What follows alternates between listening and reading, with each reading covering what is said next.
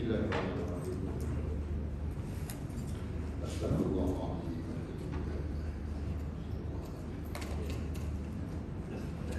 Astagfirullahaladzim.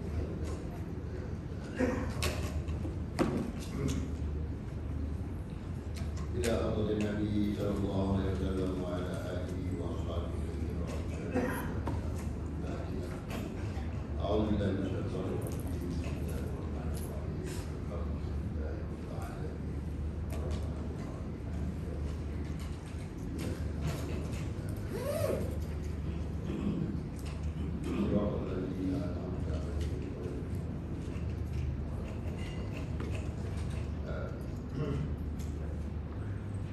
Assalamualaikum warahmatullahi wabarakatuh. Alhamdulillahirabbil alamin wassalatu wassalamu ala rasulillah wa ala alihi wa sahbihi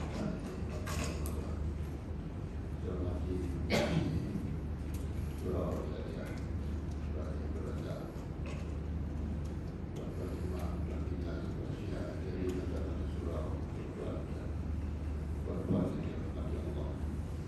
Alhamdulillah kita menguji kepada kesyukuran kepada Allah Subhanahu wa taala kerana telah memberikan kepada kami ini kesempatan salat berjamaah. Seterusnya kita menambah sedikit berkaitan dengan apa yang terkandung dalam kitab Fathul Mu'tadi ini. Semua bab yang terkandung di dalamnya semua hukum ahkam syariat, hukum syariat kepada tabib mereka. Ada dalam kitab Firman Pertama Iban kitab dia Kedua Arab kitab Al-Ilmu Bisudur Wala Bil-Bulu. Ilmu itu di dalam dada, bukan dalam kitab. Di kitab itu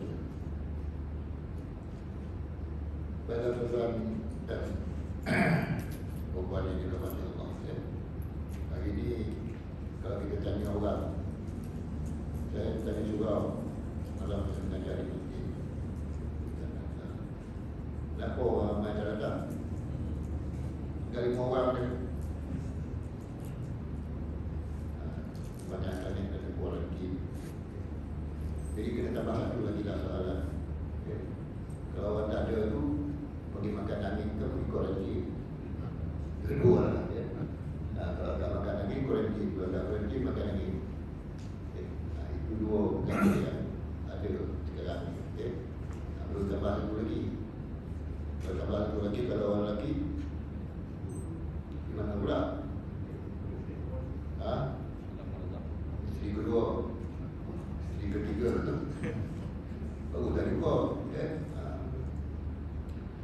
Pada tuan-tuan dan puan itu hanyalah sebagai jadi bagi ini kita masuk pada tajuk yang berkaitan dengan syafaat. Syafaat. Bila kita sebut syafaat ni, mana dia salah? Syafaat salah. Kalau syafaat betul, apa dia ujungnya kita akan guna syafaat. Kalau tak dimatikan, dihidupkan. Syafa'atul. Syafa'atul. Ini ada tanwin ke ujung dia. Jadi kita berbicara berkaitan dengan syafa'at. Iaitu Nabi Muhammad SAW ada 5 syafa'at. Tak selalu juga syafa'at kan? 5 syafa'at dia. Apa dia? Pertamanya syafa'at dia pada padang mahsyar. Dinamakan dia Syafa'atul Kubra. Syafa'at Nabi Rasulullah SAW pertama sekali di padang mahsyar. Apa makna syafa'at dalam bahasa Melayu? Nama maknanya ialah pertolongan. Nabi Muhammad SAW akan beri pertolongan di padang mahsyar. Kepada siapa? Jadi disebutkan oleh musannif dan iaitu syafa'at bagi segala makhluk. Bukan umat Nabi Muhammad sahaja, tapi bagi segala makhluk yang ada di padang mahsyar tersebut akan diberikan syafaat oleh Rasulullah SAW.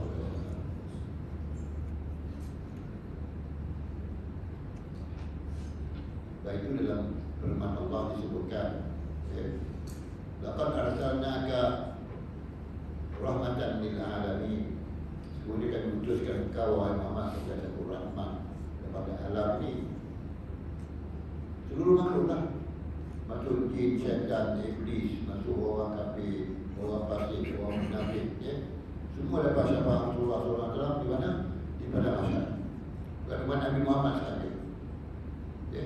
Itulah dinamakan syafaatul kubra, syafaat yang paling besar sekali.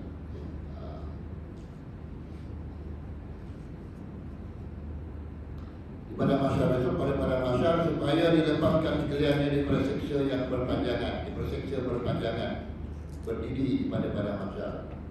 Seksa juga 40 tahun berdiri di pada masyarakat, 40 tahun. Itu sebagai ulama berpendapat 40 tahun. Ada yang kata 4,000 tahun. Kalau kita berdiri nak ambil apa? Kalau di klinik hospital kita berdiri nak tunggu, nak ambil ubat dan contohnya, seksa tak? Tak seksa.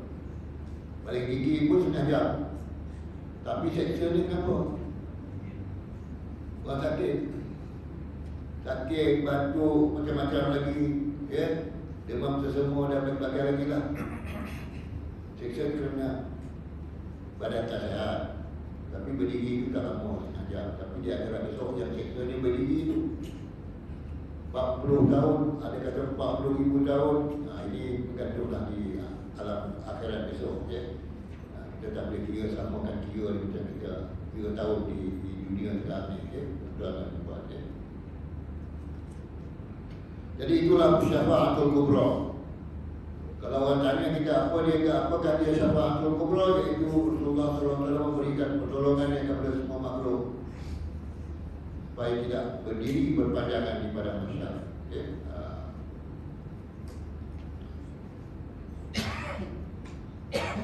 Dan syafaatul kubra ini hanyalah khusus ditentukan bagi Nabi kita dua. Nabi kita sahaja yang dapat syafaatul kubra, yang dapat memberikan pertolongan kepada semua makhluk di pada masa. Nabi Muhammad SAW sahaja yang ada apa? Ada syafaatul kubra yang diizinkan oleh Allah SWT. Nabi lain tak ada, walaupun Nabi itu lebih dulu daripada Rasulullah SAW. Nabi Adam lagi dulu, Nabi Hud lagi dulu, Nabi Yusuf lagi lah, lama dulu, Nabi-Nabi yang lain semua Nabi-Nabi yang terdahulu daripada Rasulullah SAW. Tapi Nabi Muhammad SAW lah yang memegang syafaatul kubra, pertolongan yang sangat besar. Sebab itulah kita selalu berusaha ke arah supaya bangsa-bangsa lain atau agama-agama lain ataupun masyarakat lain yang bukan Islam ini, supaya mereka tahu sebenarnya nafkah umat Islam begitu sangat memuliakan, menyanjung, dan sangat mengasihi Rasulullah SAW, dan minta mereka juga sama-sama mengasihi. Tapi nampaknya semakin hari semakin mereka memusuhi orang Islam dan juga Nabi Muhammad SAW. Dia pun mereka cuba nak hapuskan orang Islam di sana. 200-300 juta orang Islam di sana, 200 juta. Dikirakan umat Islam yang paling ramai sekali dalam dunia ini ialah di India, bukan di Indonesia, di India. Paling ramai 200 juta lebih ke 300 juta. Di Indonesia 275 juta, di Malaysia 20 juta orang Islam. Betul tak? 14 juta ada tuan. 14 juta kali 15 juta. Cina lagi ramai. Umat Islam dia 140 juta. Cina, umat Islam yang lebih ramai lagi daripada umat Islam di Malaysia. Dan masjid-masjidnya adalah masjid-masjid yang terbersih sekali di dunia, di Cina. Lebih bersih daripada Masjidil Haram, lebih bersih daripada Masjid Nabawi. Hanya orang Cina pula daripada agama Islam. Dan bila mereka adalah umat Islam Islam ataupun orang Islam Cina, ya, mereka sangat berdisiplin dan sangat mengasihi, menyayangi, ya, masjid yang mereka bina. Seorang dah terlebih dari sini. Kat mana tuan?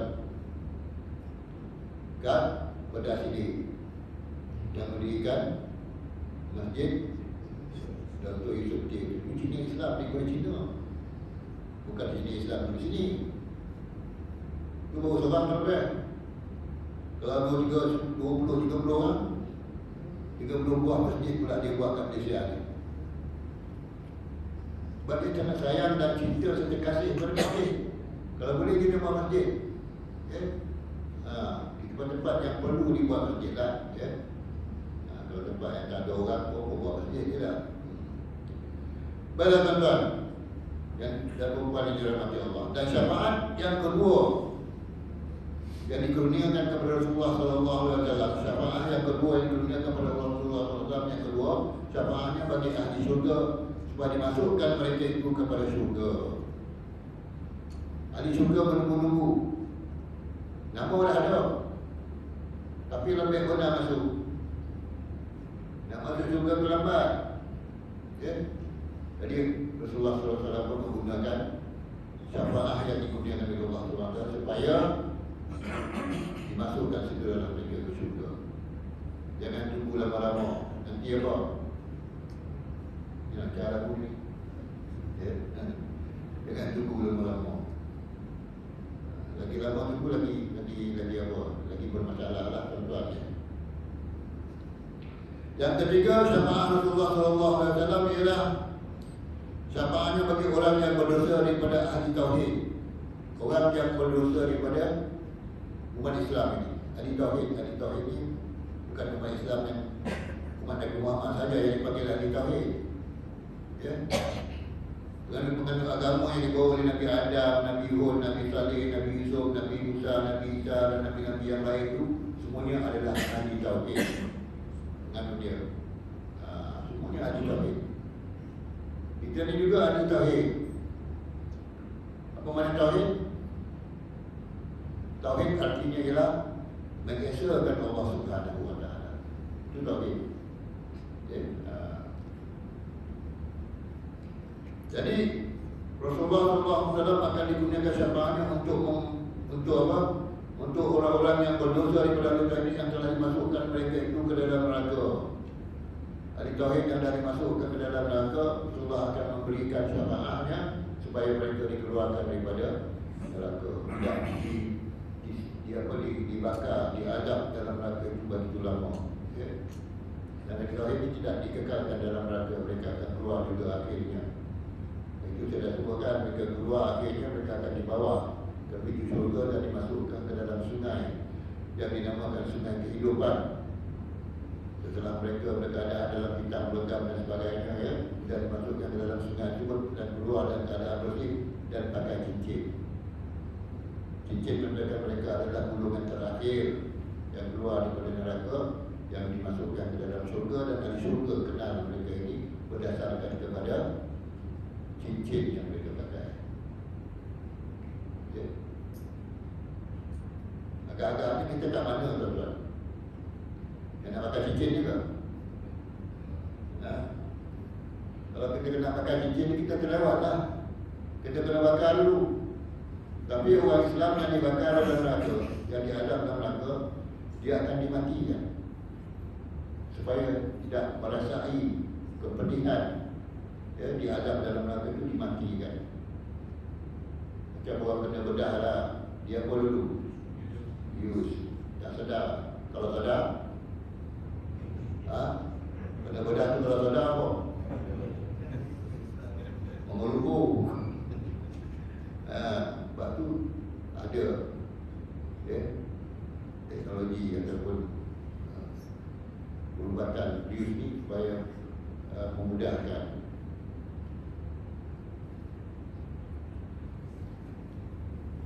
Dioperate lah, jangan menyusahkan pula. Yang kelima,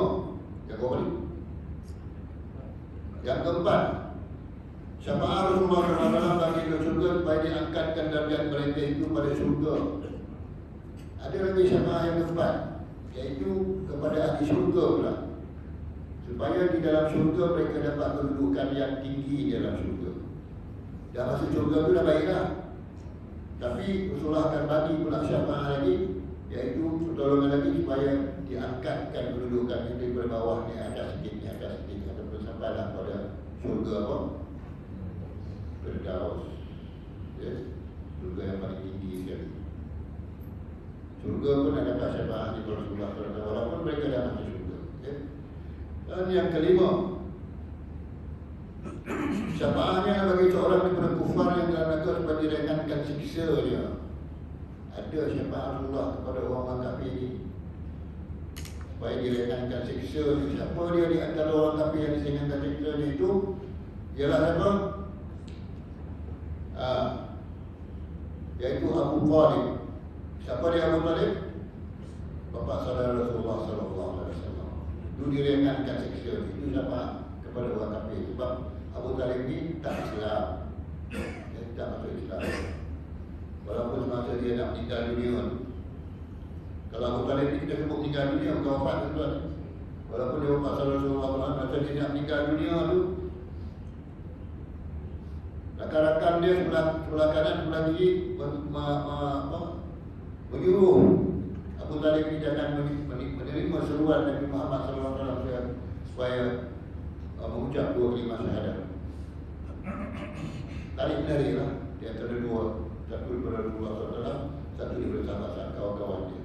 Akhirnya dia ikutkan kawan dia. Ini bahaya ikutkan kawan.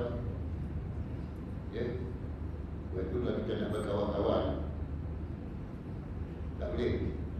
Kita taklah bersahabat. Kawan-kawan ni macam-macam. Ya. Sebab tu pernah disebutkan, kawan menangis, kawan ketawa, ramai. Kawan menangis, siapa dia? Seorang-seorang dalam ni. Kalau ketawa ramai kan? Sebab itu cari sahabat. Sama-sama menangis, sama-sama susah, sama-sama senang. Sama-sama apa? Sama-sama menjalankan ibadah kepada Allah Subhanahu Wa Taala. Itu termasuk sekali dalam bulan Ramadan ni. Ya, sama-sama kita berpuasa, sama-sama kita berbuka, sama-sama kita bersahur, boleh tak? Sahur sama-sama lah. Bangun tidur sama-sama. Ya, sahur sama. Kadang pukul 4 pagi, pukul 5 pagi semua dah duduk kat dapur. Ya, pada masa yang sama tetapi tidak duduk bersama. Ya. Tapi ada golongan di Masjid Nabawi yang makan golongan sufa, ya, ataupun salafus, atau golongan salaf. Dia duduk kat belakang Masjid Nabawi itu, ya. Dia makan sama, minum sama, sahur sama, Ramadan sama. Dan ada masa yang Rasulullah SAW bersama-sama dengan mereka. Puasa, buka puasa, sahur. Ya. Jadi golongan-golongan as-salaf ni, sahih, golongan sufa ni adalah golongan orang yang ni tak ada rumah dia dan tak ada tempat dia, dan diletakkan di situ, okay? Dan dibiayai oleh Abdul Rahman bin Auf. Jadi makan minum dia. Ini orang-orang yang berada di Masjid Nabawi lah. Jadi mereka sama, kadang-kadang pulang sama dengan mereka, sahur sama, buka bersama. Dan ini tu telah diamalkan di banyak negara, terutama dan di Malaysia pun dah mula diamalkan. Ada masjid-masjid yang ada program berbuka bersama, kemudian salat tarawih bersama, memang bersama kan. Kemudian sahur bersama, ya, subuh bersama di masjid yang sama. Banyak di Kuala Lumpur, banyaklah masjid-masjid yang besar-besar yang dapat yang dapat sumbangan setiap hari Jumaat yang besar-besar tu. Setiap hari Jumaat dapat sumbangan sampai 20,000, 30,000 ringgit. Kalau 4 kali Jumaat, kalau 20,000 satu Jumaat, 4 kali Jumaat 80,000 ringgit. Kalau 52 kali Jumaat, 56 kali 52 kali Jumaat setahun, 80 kali 50, 4 juta. Betul tak? 4 juta banyak, 4 juta lebih lah. Pasal tu dia boleh buat program tu. Sebab dia banyak dana, ya. Dan dana itu digunakan untuk memberikan bantuan kepada mereka-mereka yang berbuka puasa, mereka-mereka yang nak bersahur dan nak qiyam online di masjid, dan iktikaf di masjid setiap malam. Ini dapat, ya, sokongan di masjid lah, sebab mereka ada dana yang tinggi, banyaklah. Kemudian syafaat yang kelima ialah meringankan orang kafir daripada seksa di neraka, iaitu Abu Talib contohnya. Padahal segala rasul berkata mereka itu nafsi. Padahal segala rasul berkata mereka itu nafsi. Apa makna nafsi? Diriku. Masing-masing untuk diri dia saja. Rasul-rasul yang lain dia tak ada dapat syafaat yang seperti ini. Dia hanya syafaat untuk siapa dia? Untuk diri dia saja. Itu rasul-rasul yang lain. Kalau kita ni sebagai orang Islam yang nak besok ada orang beriman yang ada di akhirat besok, kita nafsi tak? Nafsi juga, diriku tak dapat nak tolong orang lain. Baik itu dalam Quran Allah sebut yauma idzin ba'dhum li ba'dhin aduwwun illal muttaqin. Pada hari itu besok, sebahagian daripada sebahagian kamu akan berseteru, kecuali orang-orang yang bertakwa. Orang-orang bertakwa akan tolong-menolong. Sebab di dunia mereka dah tolong-tolong, ya, mereka dah tolong-tolong dalam menegakkan agama ni. Malahan mati syahid pun, ya, mati syahid kerana menolong agama, ya. Kemudian tuan-tuan dan puan-puan yang dirahmati Allah, yakni diriku dan berkata mereka itu akan diberikan itu pada ketika pergi segala makhluk minta tolong daripada mereka itu syafaat, supaya dapat kemenangan segala makhluk diperpanjang masa mauqif. Apa panjang masa mauqif? Mauqif ni menunggu, ya, menunggu di pada masa itu terlalu lama. Jadi semua jumpa para rasul, para nabi, seorang pun tidak akan tak dapat beri syafaatnya. Mereka akan bercakap nafsi ya. Diriku sahajalah, tak dapatlah nak bagi siapa-siapa bukan Tuhan. Sebab itulah Nabi Muhammad SAW diberikan syafaat yang besar, ya, menolong dan membantu, ya. Ini ada diberitahu kepada kita, Abu Talib sahaja yang disyafaatkan menjadi benar bagi orang yang kafir daripada dalam neraka. Tapi bagaimana dengan yang lain-lain, tuan-tuan? Ibu Rasulullah Aminah binti Wahab, daripada ibu Rasulullah Aminah binti Wahab, okay. Ini Wahabil, kan? Aminah binti Wahab lah. Kemudian bapa Rasulullah Abdullah bin Abdul Muttalib, datuk Rasulullah Abdul Muttalib. Itu semua tak Islam, tetapi mereka akan dimasukkan ke dalam neraka, tetapi akan diberi syafaat oleh Rasulullah SAW. Takkan ibu apa dia tak bagi. Tapi ingat tuan, ya, masa Rasulullah nak ziarah kubur ibunya di Madinah, ya, nak ziarah kubur ibunya di Madinah, Allah tidak benarkan di masa permulaan, tapi akhirnya digunakan, okay? Digunakan. Nak ziarah kubur ibu Rasulullah SAW di Kuba, di Kuba, tak digunakan, tapi akhirnya digunakan dengan rahmat Allah Subhanahu Wa Taala, maka digunakanlah Rasulullah ziarah kubur. Walaupun Rasulullah pernah jumpa ibunya hanya selama beberapa tahun, tahun. Dan ibunya meninggal dunia. Jadi kalau kita lihat si Rasulullah SAW itu kan tak ada ibu lagi, tak ada bapa lagi. Masa apa? Masa Rasulullah dalam keadaan sebelum balik, sebelum cukup umur lagi, Rasulullah tak ada ibu, tak ada bapa. Rasulullah adalah anak apa? Anak apa? Nah, orang Melayu pada kampung tu, anak yatim piatu tu datang dari mana? Anak yatim tak ada. Piatu tu apa?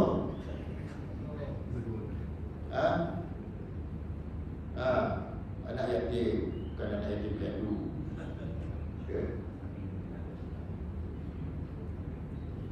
Kalau anak yatim tu, kalau anak yatim piatu kat Gadung. Kalau anak yatim kan tak ada piatu pun. Kadang kita ikut dia orang cakap, yatim piatu tu, anak yatim piatu tu, mak tak ada, abang tak ada, anak yatim. Anak yatim, anak yang ibu bapanya mati sebelum dia balik. Kemudian tuan-tuan dan puan, apa lagi? Jadi Nabi-Nabi lain, Rasul-Rasul lain tak bagi syafaat kepada makhluk yang terdampar di mana? Di pada mahsyar. Mauqif ni menunggu di pada mahsyar. Kalau bahasa Arab moden sekarang ni, mauqif ni sejen bas. Tempat tungguan ni mauqif juga. Kalau dalam pergi umrah ni cuba lah, saya nak pergi mauqif lah. Tak ada sejen bas, tak jumpa pun. Maka berdoalah. Hendaklah kita berdoa. Apa doa dia? Allahumma ja'alna min ahli syafa'atihi. Allahumma ja'alna, ya Allah ya Tuhanku, jadikanlah kami daripada ahli syafa'atnya. Itu satu doa kita. Allahumma ja'alna min ahli syafa'atihi. Hai Tuhanku, jadikanlah kami daripada ahli syafa'atnya. Wa tahta liwa'ihi. Apa dia wa tahta liwa'ihi? Dan di bawah liwak ni. Apa mana liwak? Apa beza liwak dengan luak? Liwak ni bendera dia. Itu mana liwak? Apa bendera ni? Di bawah di bawah panji-panjinya liwak. Agak saya lah. Agak saya kita tak buat kerja apa lagi. Kataan luak ni berasal dari luak. Luak. Luak apa? Luak lembau. Maknanya panji-panji. Bendera lembau lah. Luak. Luak ni asal daripada luak tu kan. Tapi macam mana dia boleh jadi luak tu, saya tak tahu sebab luak ni biasanya makan yang ketika separuh baru dia kena makan. Makan tu dah luak.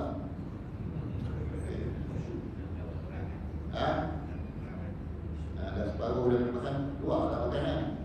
Tapi luak daerah ataupun luak lembau maknanya selalunya daerah lembau di bawah panji-panji lembau. Liwak artinya panji-panji. Atau bendera. Liwak pun. Kemudian kita tambah lagi doa kita, ya Allah ya Tuhanku, wasqina bin ka'si haudi, dan berilah kami minuman daripada bijana.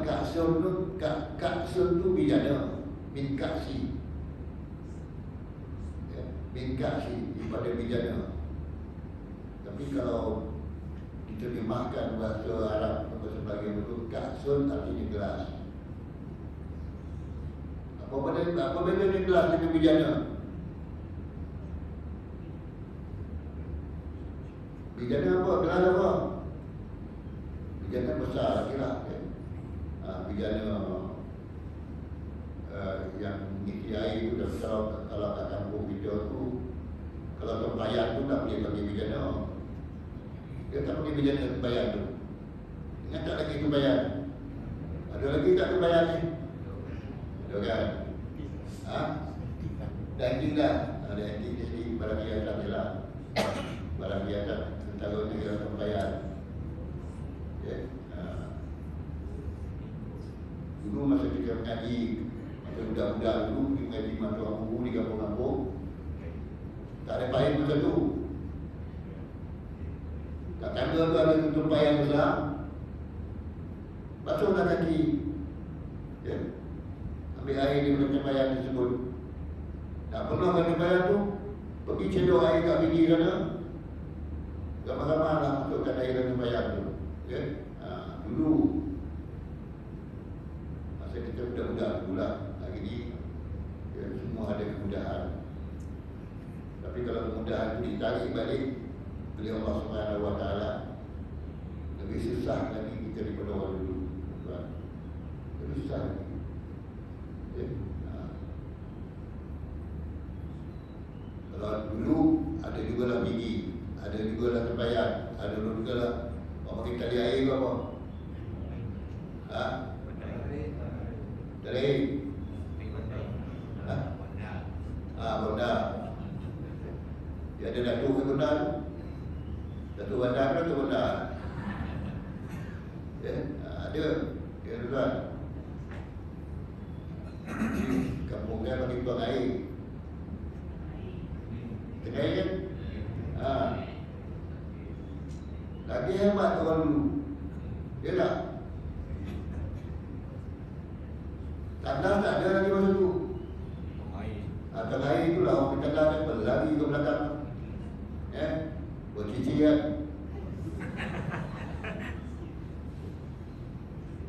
Nak pergi tengah air tu. Tandas orang dulu.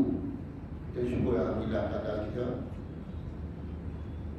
Cantik lah.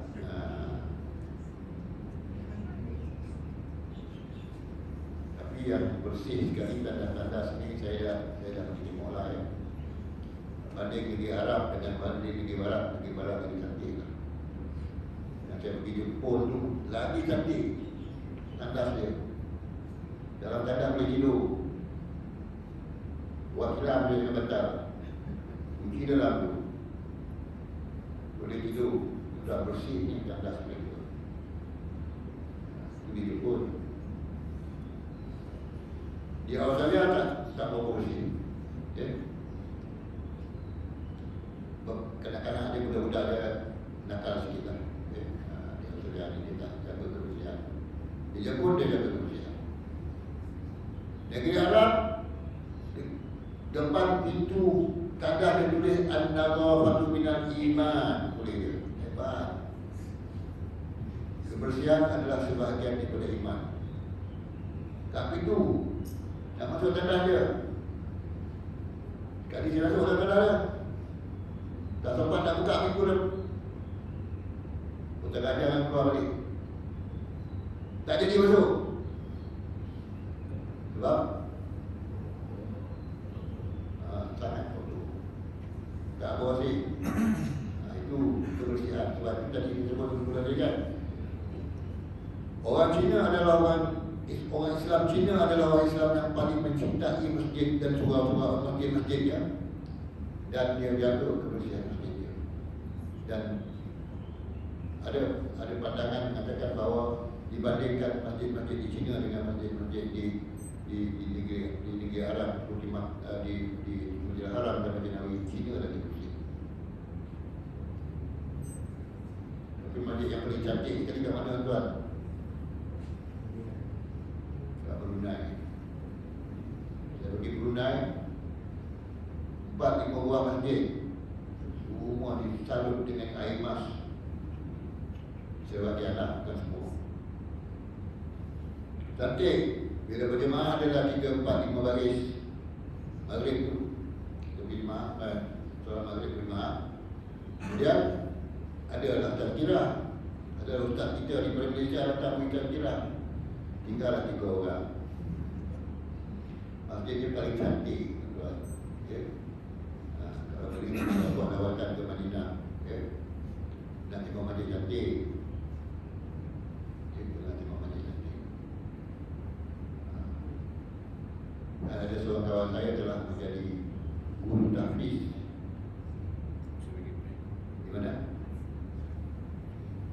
di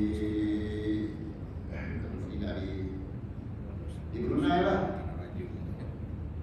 Masa itu gaji dia 100,500 Indonesia ni guru tapi Brunei tawarkan dia kerja di Brunei gaji 12,000. Tahun berapa kita ingat? Tahun 80-an lebih lah. 12,000 gaji dia. Kahwin satu dia lagi.